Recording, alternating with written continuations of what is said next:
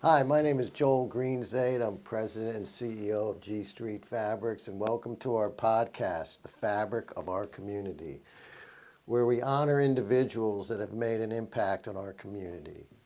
Today, Tracy Mitchell, my co-host, will not be able to be with us, but she will be back. Today, we're talking tech, design, and the future of smart living with someone who knows it best, Avi Benaim from A.B.E. Networks. Avi and his team specialize in high-end home automation, security, and audiovisual systems, creating seamless smart spaces for homes and businesses. He's all about blending technology with everyday life in a way that just makes sense. Avi Benaim, welcome to our podcast. Thank you for having me. Thank you. I have to first, when I introduce Avi, I have to say that, I have so much respect for Avi, and I'm so impressed with what he's built. And Thank you.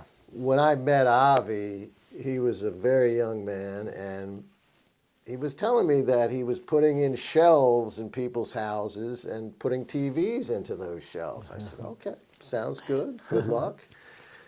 And today, honestly, he is probably the largest in the DMV and the best in the DMV in what he does. Thank you. So with that, I just want to say welcome, and we want to hear your story. Thank you. Thanks for having me. This is great. I'm glad to be part of your podcast and talk about it. So let's see, where do I start? Do I start when my parents immigrated here from Israel? So my parents were both hairstylists living in Israel. And it was right after the Yom Kippur War. They were concerned about me and my older brother, and I had 3 brothers already in the Army. And my mom felt that she wasn't going to be lucky with 2 more kids going to the Army. And so they immigrated to America. We came here for opportunity. My parents both worked really hard. They didn't speak English. They didn't write or read English. They just came to this country to give us opportunity. Unfortunately, 2 years after we got here, my father was diagnosed with colon cancer and passed away about 1.5 years after. And my mom was left to kind of raise us alone. How old were you then? I was 8 years old when he passed away. So I quickly had to grow up, so to speak, because my brother that's next to me is David. I think you've met David. David's 10 years older than me. I always joked with my mom, I was the oops baby. And so I was, he was away in college, and I was pretty much with my mom, taking care of my mom. I was 8 years old. After she had lost her husband, and they were happily married for, probably almost 30 years at that point. Wow. Where were you living? Where? We were living in Silver Spring, Maryland. Right. And so, I quickly had to grow up and figure things out on my own. And so I did different things to make money. I sold greeting cards door to door. I sold cookies. I washed cars in the summer at the pool for my, friends' parents. I did whatever I could do because my mom barely, made enough money to take care of us. And so at age 19, I started my company. And we did car stereos because I was a technology geek. I loved technology. And started A.B.E. Networks. And the way the name came about is back in the day, the yellow pages were really important. And so you wanted to be first in the yellow pages. That's great. And my name was Avi Benaim. And so we named it Avi Benaim Enterprises, A.B.E. Quick question, though. Yeah. The days of those cars with the stereos and the big speakers in the back, that was you? We built those annoying cars that people would yell and scream at the teenager next door because the car's vibrating down the street. We took a lot of pride in that vibration. Yeah, I hear you. So I did that for gosh, for probably like a good 10 years. And then my clients that were young were now starting to graduate college, buy houses, and they would come back and say, Avi, I just bought a house. Can you put a system in my house? Right.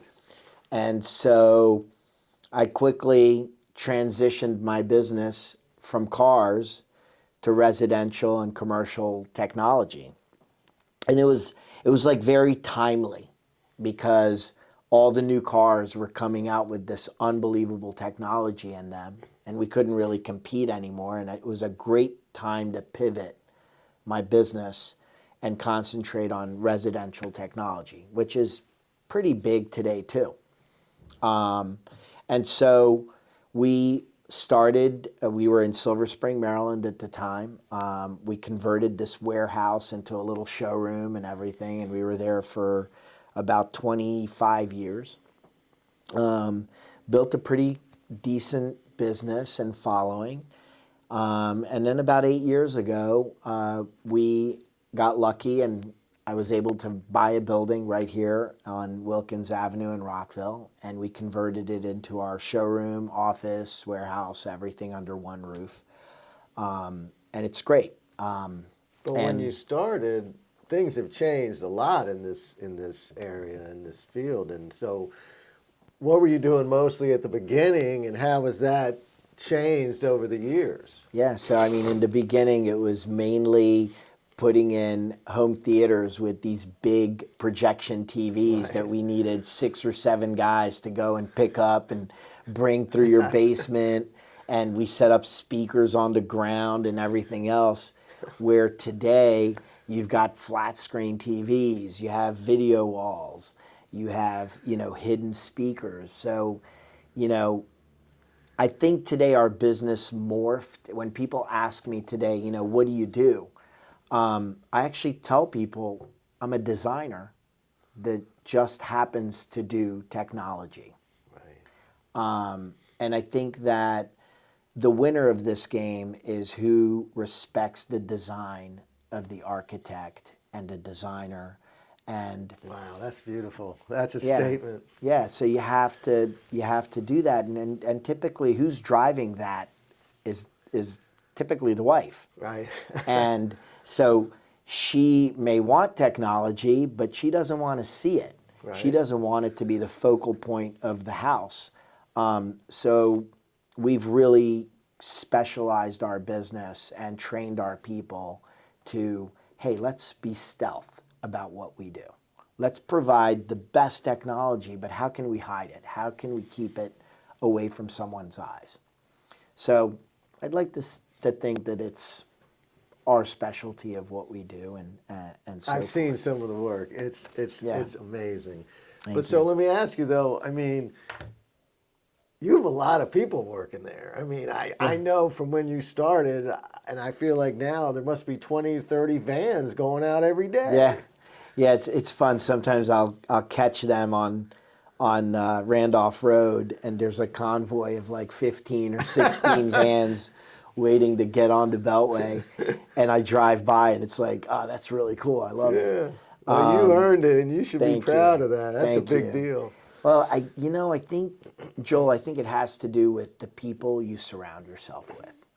And, I might be the captain of this ship or this boat, but it's really, I give all the credit to the people that I am lucky to work with every day.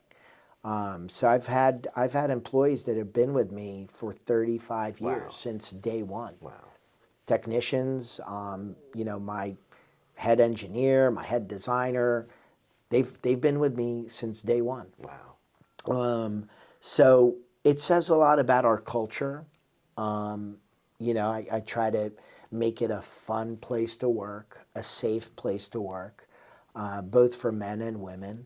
I want anybody to feel like they're safe when they're under my roof, that they're having a good time, that I promote building relationships. Like we have this great program with the brewery across the street from our place. We bought all these tokens, and once a month I go over and I buy, 500 beers. and I promote my guys after work, go have a beer together. One, I'll only pay for one, but I promote that friendship within the workplace because I think it's important to build those relationships, to build those friendships, because when you have that, I think people don't want to leave their company, and it's not just about the money. What about, though, also, I mean, there's a lot of techs. There's a lot of smart people working for you. I mean, it's pretty impressive. Yeah. Is it hard to find them, or is this new generation? I think the new generation, there's a lot of smart young kids. So the new generation is very techy, but the new generation also wants the big flashy job, where we might be considered a little more blue collar, right? Because we're on a construction site or so forth. But yeah, I agree with you. The guys that work at A.B.E. are really smart. Yeah. They're very smart guys, and women. We have some amazing women that work at our company. Personally, I kind of think women do better than we do at so many things at my company, at least. No question. The women are taking over. And yeah, they Sab, are. our producers here, smiling. Yeah. Yeah, definitely women are taking over, but in a good way. And I think they are teaching us a different way to look at business and look at the way we interact with each other and so forth. That's beautiful. That's beautiful yeah, insight. so it's nice. Beautiful insight. Another question. So, tell me about some of the bigger things you've done. I mean, some of the ones that were like, whoa. I love what I do every day, and I always tell my kids, don't chase the dollar, but find something you're going to love getting up and doing every day. And so there's a bit of a sad and tragic part of my life. I was married for 20 years. I met a wonderful woman that I think a big part of my success has to do with her. I was just this dumb guy that liked to party and thought I was making money and everything. And I met her, and she kind of grounded me and said, okay, you got to get your stuff together here. And, you know, you've got this company, you've got to concentrate on building this company and put the partying aside. And I grew up, and her name was Michelle. She was my wife. Amazing, amazing woman. And believe it or not, Michelle was diagnosed with colon cancer as well, the same age as my father, 47. So colon cancer affected my life twice. And it was very tough because we had 3 young kids at the time. My youngest was in elementary school. My daughter, Sophia.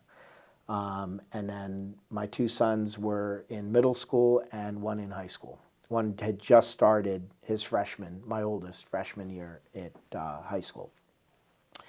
And Michelle was diagnosed, and she was a trooper. I mean, I've never seen anybody battle cancer like this woman did. She did it with a smile. She still stayed on every board and PTA thing she was on, and you know, tried to keep doing what she could. Unfortunately, she lost her battle at age 49, which was almost 8 years ago. And so we lost Michelle. And during that time, you know, I felt like I had a bigger purpose in life. You know, I thought, how do we take these lemons that somebody just dropped off on our kitchen counter, and how do we turn these lemons into lemonade? What can we do with this negative tragedy that we lost my wife, we lost the mother of our kids, and my kids were pretty broken at the time because I had the easy job. I got up, I went to work, and came home, and everything was handled. I didn't worry about the house, the kids, you know, so she took care of it all. And so I got involved with the Colon Cancer Alliance. It's an amazing organization led by our CEO, Michael Sapienza. I got involved early because Michael, when Michelle was first diagnosed, was introduced to us. There was no information about colon cancer at the hospital. We couldn't find it. Everywhere you looked, there was things about breast cancer, all this information about all these other cancers, pancreatic, whatever, nothing about colon cancer. And because there's a little bit of a stigma behind it. People are almost like embarrassed they have it. I don't know what it is. We're trying to figure it out. So Michael was instrumental with Michelle's care, and he helped tremendously. Helped us so much find the right doctors, the right oncologists, the right treatment. He was relentless. And I thought when I was interacting with him, oh my God, this man is incredible. Like he's talking to Michelle at 10 o'clock at night, at 11 o'clock at night. He's helping her with anything she needs. And then as I get to know him, I find out that he's doing this with 50, 60, 70 people at the same time. You want to talk true angel. He's an angel. So when Michelle passed, he saw how passionate I was. And he said to me, it's incredible that you've been affected by this disease twice. He lost his mother to colon cancer, and that's why he started it. And so he asked me to join the board. And so I joined the board, and for a few years, I helped with different initiatives and everything else. And then a couple of years ago, I became the vice chair of the National Colorectal Cancer Alliance. That's a big deal. That's a big deal. Wow. Yes. And so in the last 8 years, we've taken the organization from a $2-3 million organization to over $30 million organization. We've done some incredible initiatives all over the country. We formed the A.B.E Benaim Fund at the Alliance, which has raised well over $2 million just in that fund alone. And we've done some great things. We've paid for colonoscopies for people without insurance. Wow. How do the organization finds these people and does the funding and sets it up? So it's pretty incredible. We have programs now that are set up that we're helping thousands of people all over the country. I don't know if you realize, but it's the second leading killer in the United States currently. And the government is estimating, and so do all the doctors that we're dealing with, it will be the #1 killer in the United States by 2030. Wow. So it's a real disease, but different from any other cancer is that people don't realize it's preventable. So if you get checked, if you listen to your body, women need to listen to their body because Michelle had stomach issues for years. And her gynecologist would say, oh, it's this or it's that, or it's a urinary tract infection. No one thought, let's check her for colon cancer, or let's do a colonoscopy, because the age at the time was 50 for people to get checked. I'm proud to say with the Alliance, we've dropped it down to 45, but it should be even lower. And we've also found that people of color are very much affected by it. I'm really proud of some of the initiatives that we've done. We did this amazing program in inner city of Philadelphia where we gave free Cologuard tests to people that would normally not get checked. Did you go to Philly for that? We went to Philly for that. You did personally? Yeah. Wow. No, that's incredible. This is very important to me, and And, you know, to me, if I can save one person, it's worth it. One person. You know, I had a woman come up to me a couple years ago that said that she had received a free colonoscopy because of the Michelle Fund. Wow. And that it had saved her life. They found polyps, they removed them, she was going to be okay. There's no price tag on that interaction. There's no price tag. And the people at the organization are incredible. Yeah. That's powerful. And so that's been my passion for the last probably 8 years since Michelle passed. I know you do, sorry to interrupt, I know you do this every year. That's Every year in become a big October. deal in D.C., Yep. right? Yep. Every year we do it. We're very lucky. We have Craig Melvin from the Today Show. I don't know if you know Craig Melvin. He's incredible. So Craig's on my board. Craig unfortunately lost his brother to colon cancer as well. So he's been incredible. March is colon cancer month, which is appropriate that I'm meeting with you guys. And so Craig's been our MC at the Blue Hope Bash. And he's been fantastic as bringing out the message and raising awareness for colon cancer and getting screened. So if anybody listens to this or if anybody's watching, please, if you're 45 years old, tell your doctor you need a colonoscopy. Or if anything, get yourself a Cologuard test. It will save your life, I guarantee you. That's a message. That's important. Very important message. But a couple years, so last year I got to do something great. We have a great family that every year donates a Porsche that we raffle off, and we raise over $100,000 with this Porsche. So last year I got the privilege to pick the name. Actually, it was the year before. Because this year, and I'll tell you why I'm giving you this story.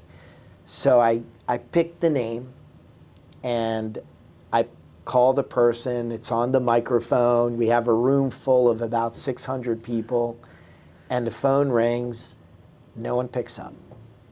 This is live at the banquet. Live. And I said, this is disappointing. No one picks up. And so I started to thank the people that give the Porsche every year, and my phone rings. And I see it's the number I called, and I pick it up, and I say hello, and there's a lady on the other side, and I said, hi there, I'm Avi, I'm calling you from the Blue Hope Bash. I'm happy to tell you that you won the Porsche. And she says, no, are you serious? And I tell her, yeah, you did win it, and you know, we go through this whole thing, and so she says, we bought one raffle ticket. And the reason we bought it is because my husband is battling colon cancer. Wow. And we saw what your organization was doing, and we wanted to do a tiny bit. And she said, it's always been my husband's dream to have this car. And so they win, they come pick up the car like a week or two later and everything else. Well, this past October at our Blue Hope Bash this year, the lady finds me at the end of the event, and she comes up. I'd never met her. I wasn't there the day that she picked up the car. And she walks over. I was standing with my kids, and she says, can I talk to you? And I said, sure. And I always get emotional at this. She says to me, I needed to find you. I've been looking for you all night. And I said, why? She says, I'm the lady that won the car last year. And I said, oh my God. I gave her a big hug. And I said, where's your husband? And she says, he passed away 2 weeks ago. Whew. And so I hugged her, And I said to her, I said, he did. And she says, but I have to tell you, the best year he's ever had was this past year driving the Porsche that you got him. And then we talked, she met my kids, but you know, when someone tells you that you've changed their life because of something so small and insignificant, a car, right, something so insignificant, it just makes you think, you know? And at that moment, wealth, who you are, none of those things matter. They really don't. No, I think you hit the nail on the head, which is why I respect you so much and why you're so important to this community. I mean, making a difference in someone's life. That's it. That's all of it. And you do that every day. So where are you now? I know you travel. You like to travel, right? I mean, we do. Actually, I'm going to France next week because my stepdaughter. We skipped the whole Karen thing. I see, right. Haven't even spoken about. I got very lucky and met an amazing woman about 5 years ago. She's great. She's got 2 kids, Mia and Blake, who are pretty much my kids now. So we're a blended, semi-Brady Bunch family, as we call it, of 5 kids. And it's funny. So my oldest is Alex, who's 24, and then Sam is my next one at 22, and then Mia is Karen's daughter, who's turning 21 in May, and then my daughter, who's turning 20 in July, and then we have Blake, who's our last one, graduating from high school, who's 19. And so, you know, they're all great. They all get along. I could not have been luckier to be in the situation I'm at. I mean, I knew you when you went through those things, and we had a couple conversations, and what you went through, the way you handled it. I mean, what a character human being you are. And, Thank you. I see the joy again in you. Yeah. You know?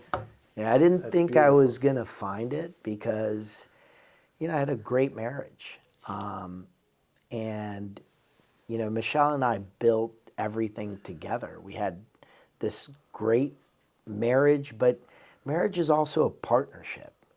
And we had both. We were best friends. And so I was really concerned when she passed away, like, what's going to happen? You know, I got lucky. I got very lucky because I was able to meet another woman and have a second chance at a life because I was young. I was young when Michelle passed away. I was what, 48? So, you know, I wasn't ready to be done. I wanted to keep going in life, and I think that, you know, Judaism teaches us that. It really teaches us that, you know, you take the 7 days of Shiva to reflect, and then the month you pull yourself out of the mourning period, and then you work on building your life for that year. And it's really what I did. You know, I didn't date or anything for almost 2 years. But I think it teaches us that you need to work on you before you can bring someone else in. And so that's what I did. That's what you did. And I got lucky. I mean, I think there's always a little bit of luck in there in life. And, you know, met Karen. Karen's an amazing woman. She's become my best friend. She is an amazing woman. Yep. I've met Karen. Great person. Great family. I mean, Yeah. you guys have a... Yeah, we blended well. My family loves her. My brothers love her. I'm very close to Michelle's parents still. They're my family. And my mother-in-law loves her. I mean, she, you know, They sit together at all events. They talk. So, you know, it's. And you're traveling. I'm okay. You're doing some traveling. Yeah. Right? Yeah. Yeah. So. You earned it. You deserve it. Yeah. I feel very blessed. I feel Excellent. very blessed. So. Excellent. So yeah, we've talked about the traveling, and I know I think you told me you went to Greece. Yeah. not So too we long love ago. traveling. We always joke because Karen literally is planning our vacation, our next vacation, while we're on a current vacation. We'll literally be on the flight going to the destination we're going, and Karen will look at me and say, you know, there's a great deal at this resort. And I'm like, honey, can we at least go to this one first? But this past summer, we went to Greece, which was amazing. We got engaged in Greece. So it was great, and like I said, we're going to France next week. So you know, you got to live. You know, one thing I learned from what Michelle went through, and her life was cut so short. You get one time around this track, so use it the best way possible, and Amazing. that's what I'm trying to do. Great outlook. Last question though, A.B.E. Networks, the next. Where are you going with that, A.B.E. Network, excuse me. So I think our next big thing is really how do we stand out in every home? How do we become the stewards of every home? And I think that voice is going to be our next big thing. Mm-hmm. I think that people are going to want to walk into their house and just say, hey, Josh, turn on the lights, play Bob Marley, and turn down the shades.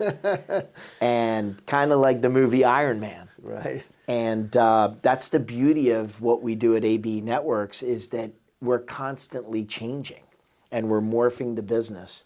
So, you know, I think the next big thing is just keeping ourselves educated. And then how do we, you know, take what we do and help our community? You know, what can we do to improve our community and enhance your experience in your home? That's beautiful. That's beautiful. I can't thank you enough, Avi. I mean, I'm just even more impressed with you after this. You're just an amazing person, significant impact on the community through your business, through your work individually and monetarily, and your heart and soul. One of the great ones, really, one of the great ones in our community. Avi, thank you for coming to G Street, and thank you for being here for the fabric of our community. You're one of the great ones. Thank you. Thank you so much. Thank you.